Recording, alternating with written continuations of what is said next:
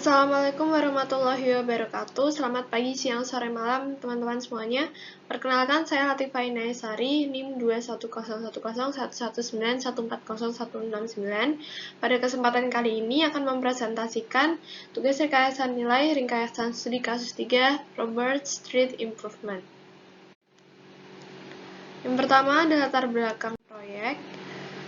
Robert Street adalah fasilitas jalan raya utama yang dimiliki oleh Emendorf dan menyediakan jalan raya utama utara-selatan untuk West South Paul. Jalan raya tersebut diklasifikasikan sebagai arteri minor. Terminal proyek titik awal dan akhir adalah Jalan Mendota di selatan dan Jalan Annapolis di utara. Konfigurasi yang ada antara Mendota Road dan Butler Avenue, Robert Street adalah jalan raya 5 lajur yang tidak terbagi tanpa parkir di jalan. Dari Butler Avenue ke Annapolis Street, Robert Street adalah jalan raya 3 lajur yang tidak terbagi dengan tempat parkir di kedua sisinya. Studi proyek Robert Street ini dilakukan oleh sebuah tim berjumlah 6 orang pada 10–13 September 2013.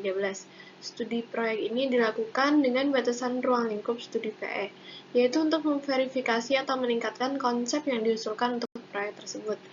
Proyek berada pada 60% desain pada ruang studi. Kemudian deskripsi proyek. Robert Street Tang Highway 952 adalah rute transportasi udara atau selatan utama melalui jantung kawasan bisnis komersial di West South Paul. Jalan ini mempunyai rute sekitar 2,4 mil, diklasifikasikan sebagai A minor arterial street dan berada di bawah yurisdiksi Departemen Transportasi Minnesota. Dari Mendota Road di ujung selatan di kota ke Butler Avenue di ujung utara kota, Robert Street ada sebagai jalan raya 5 jalur yang tidak terbagi tanpa parkir di kedua sisinya dan average daily traffic mulai dari 16.000 hingga 26.000 kendaraan per peta ADT 2009 dari Butler Avenue ke garis batas kota utara di Annapolis Street. Robert Street adalah jalan raya 3 jalur yang tidak terbagi dengan tempat parkir diizinkan di setiap sisi dan 16.000 kendaraan ADT. Kemudian, gambar 2 ini merupakan bagian kas proyek.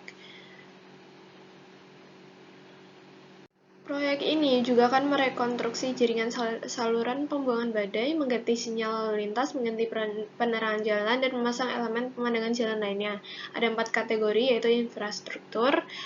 Di dalam infrastruktur terdapat penggilingan atau pelapisan permukaan aspal yang ada, penggantian atau perbaikan bagian trotoar beton yang rusak, penggantian saluran pembuangan badai, perbaikan utilitas umum, seperti selokan sanitasi dan saluran air sesuai kebutuhan. Yang kedua ada keamanan. Dalam keamanan dapat menambahkan median yang ditinggikan ke jalur belokan tengah yang ada, menyediakan kapasitas tambahan di setiap arah di ujung utara Robert Street antara Butler dan Annapolis, perbaikan persimpangan termasuk pelebaran radius, peningkatan sinyal, jalur belok khusus tambahan ke Robert Street dari jalan samping tertentu. Kemudian yang ketiga ada estetika, mengganti lampu jalan yang ada dengan sistem penerangan yang lebih efisien dan estetis. Kemudian menambahkan elemen hijau di sepanjang Robert Street melalui penggunaan pepohonan boulevard dan elemen landscape di dalam koridor. Kemudian yang keempat ada transit, memastikan desain dapat mengakomodasi kemungkinan jalur mobil, jalan raya, atau angkutan cepat bus dalam jalur perjalanan luar. Yang kedua ada batasan dalam pengendalian keputusan proyek. Sebagai bagian dari pengarahan proyek, tim VE diberikan kendala proyek berikut dan keputusan pengendalian yang perlu dipertimbangkan ketika mempertimbangkan kemungkinan alternatif. 80 kaki dari kanan jalan, proyek harus selesai pada April 2014, pertahankan 2 jalur dalam satu arah di Robert Street selama konstruksi dan jalan memutar ke arah lain, menjaga akses ke bisnis selama konstruksi, menjaga jalan memutar bisnis selama konstruksi, menjaga jalan-jalan memutar selama konstruksi, pertahankan jalur memutar bus selama konstruksi, dan pejalan kaki selama konstruksi. Kemudian yang ketiga, kendala pemangku kepentingan proyek. Pekerja harus dimulai pada tahun 2014.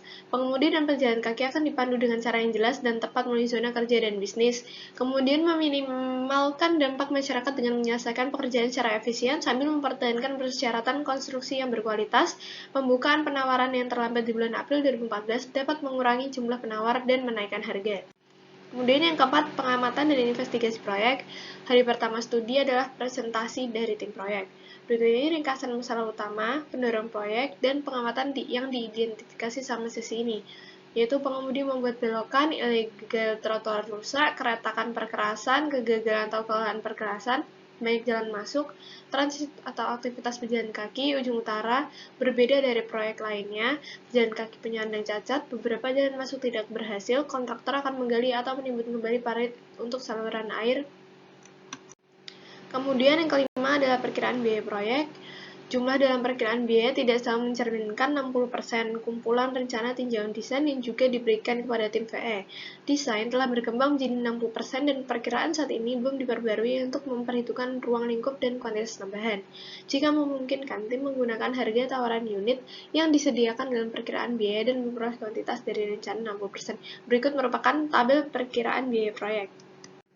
Selanjutnya ada jadwal proyek. Proyek ini dijadwalkan akan diiklankan pada Januari 2014.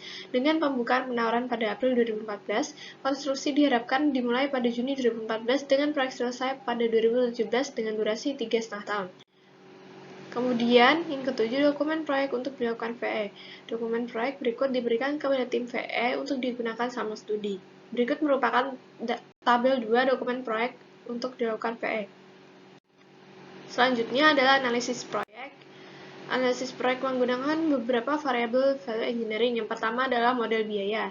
Ketua tim value engineering menyiapkan model biaya dari perkiraan biaya yang diberikan kepada tim. Model biaya disusun untuk mengidentifikasi elemen konstruksi utama atau kategori perdagangan dan presentasi dari total biaya proyek untuk item biaya yang signifikan. Gambar 3 ini menunjukkan bahwa rekonstruksi jalan raya dan pemandangan jalan yang mencakup penerangan lebih dari 50% biaya proyek. Kemudian yang kedua adalah atribut kerja. Atribut kerja merupakan bagian integral dari proses rekayasa nilai. Kinerja setiap proyek harus ditentukan dengan benar dan disetujui oleh tim proyek, tim value engineering, dan pemangku kepentingan pada awal studi masing-masing. Atribut ini mewakili aspek lingkung dan jadwal proyek yang memiliki berbagai nilai potensial. Tim value engineering bersama dengan tim proyek mengidentifikasi dan mendefinisikan atribut kinerja untuk proyek ini dan kemudian mendefinisikan konsep dasar yang berkaitan dengan atribut ini. Atribut kinerja berikut digunakan selama penelitian untuk mengidentifikasi, mengevaluasi, dan mendokumentasikan ide dan rekomendasi. Kemudian yang ketiga ada matriks atribut kinerja. Matriks ini digunakan untuk menentukan kepentingan relatif dari atribut kinerja individu untuk proyek tersebut. Tim proyek dan VM mengevaluasi kepentingan relatif dari atribut kinerja yang akan digunakan untuk mengevaluasi ide-ide kreatif. Atribut ini dibandingkan secara berpasangan dengan mengajukan pertanyaan manakah yang lebih penting untuk tujuan dan kebutuhan proyek. Kode huruf misalnya A, dimasukkan ke dalam matriks untuk setiap pasangan. Setelah semua pasangan didiskusikan, mereka dihitung setelah menormalkan skor dengan menambahkan poin ke setiap atribut dan presentasinya dihitung. Berikut merupakan matriks atribut kinerja. Kemudian yang keempat ada analisis fungsional. Dalam tampilan proyek yang unik, ini mengubah elemen proyek menjadi fungsi yang menjatuhkan tim VS secara mental dari desain aslinya dan membawanya ke konsep fungsional proyek. Mengidentifikasi fungsi elemen desain utama proyek memungkinkan pertimbangan yang lebih luas tentang cara alternatif untuk mencapai fungsi tersebut.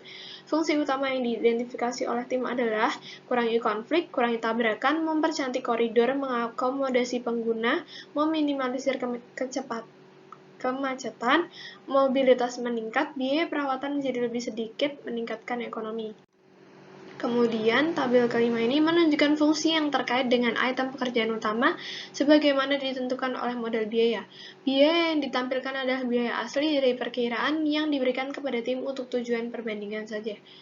Berikut merupakan tabel 5 analisis fungsional. Kemudian yang kelima adalah diagram fast. Teknik analisis fungsional sistem atau diagram cepat mengatur fungsi-fungsi dalam urutan logis sehingga bila dibaca dari kiri ke kanan, fungsi menjawab pertanyaan bagaimana. Jika diagram dibaca dari kanan ke kiri, fungsi menjawab pertanyaan mengapa. Fungsi yang dihubungkan dengan garis vertikal adalah yang terjadi pada saat yang sama, atau disebabkan oleh fungsi di bagian atas kolom. Diagram fase untuk proyek ini menunjukkan perbaikan operasi jalur utama dan perbaikan operasi lokal sebagai fungsi dasar dari proyek ini. Fungsi sekunder utama termasuk menjaga lintas dan relokasi utilitas. Ini memberi tim VE pemahaman tentang alasan desain proyek dan fungsi mana yang menawarkan peluang terbaik untuk peningkatan biaya atau kinerja. Kemudian spekulasi dan evaluasi. Selama fase spekulasi atau kreatif dari rencana kerja tim VE, Tim VE bertukar ide tentang bagaimana melakukan berbagai fungsi. Ide-ide ini didasarkan pada informasi yang tersedia yang diberikan kepada mereka pada saat penelitian, dengan mempertimbangkan kendala dan keputusan pengendalian yang juga diberikan kepada mereka. Proses evaluasi untuk setiap upaya VE dapat dianggap dalam bentuk yang paling sederhana, sebagai cara untuk menggabungkan, mengevaluasi, dan mempersempit ide hingga tim VE menyetujui proposal yang akan diteruskan. Dengan mempertimbangkan batasan dan keputusan pengendalian, tim mendiskusikan setiap ide dan mendokumentasikan keuntungan dan kerugiannya. Setiap ide kemungkinan dievaluasi secara hati-hati dengan tim VE mencapai konsensus tentang peringkat keseluruhan dari ide tersebut, 0-5. Ide-ide yang dinilai tinggi dikembangkan lebih lanjut, yang dianggap setara dengan baseline peringkat 3 didokumentasikan sebagai pertimbangan desain. Dan yang berperingkat rendah, 2 atau lebih rendah, dihapus dari pertimbangan lebih lanjut. Namun, tim memberikan penjelasan dan justifikasi singkat untuk mendukung peringkat rendah tersebut. Nilai peringkat ditunjukkan di bawah ini. Kelima adalah peluang besar, 4 peluang bagus, 3 pertimbangan desain sebanding dengan pendekatan tim proyek, 2 penurunan nilai kecil, pertama adalah degradasi nilai utama, 0 adalah fatal flaw, dampak yang tidak dapat diterima atau tidak memenuhi tujuan dan kebutuhan. Kemudian yang pertama, fungsi menjaga lalu lintas melalui koridor. Contohnya adalah satu jalur setiap arah tanpa jalan memutar yang ditandatangani tidak ada belokan ke kiri. Keuntungannya menghilangkan jalan memutar. Kekurangan, komunitas bisnis mungkin tidak menyukai. Bus masih harus berhenti. Respon darurat, kesulitan untuk melaksanakan. Ratingnya 2, disposisi ide ini dihilangkan dari pertimbangan lebih lanjut. Kemudian yang kedua adalah fungsi menjaga lalu lintas. Dalam hal ke bisnis, mempertahankan 2 jalur dalam satu arah tanpa belokan ke kiri dan menyediakan akses ke bagian depan berlawanan dengan bisnis. Ratingnya 1, ide ini dihilangkan dari pertimbangan lebih lanjut. Kemudian yang ketiga, fungsi pindahkan utilitas. Hilangkan pekerjaan utilitas bawah tanah sebagai bagian dari proyek. Ratingnya 0, disposisi ide ini dihilangkan dari pertimbangan lebih lanjut. Yang keempat, fungsi tingkatkan kemampuan konstruksi. Menggunakan perluas sisi kanan jalan hingga 100 kaki, ratingnya 0, disposisi ide ini dihilangkan dari pertimbangan lebih lanjut. Kemudian yang terakhir adalah rekomendasi. Rekomendasi VE ini disajikan seperti yang ditulis oleh tim selama studi VE, meskipun telah diedit dari laporan VE untuk mengoreksi kesalahan atau mengklarifikasi rekomendasi dengan lebih baik. Dokumen tersebut mewakili temuan tim VE selama studi VE. Tabel berikut adalah ringkasan dari semua rekomendasi yang dihasilkan dan dampaknya terhadap proyek. Sekian dari saya, mohon maaf bila ada kesalahan. Wassalamualaikum warahmatullahi wabarakatuh. Selamat pagi, malam, sore semuanya.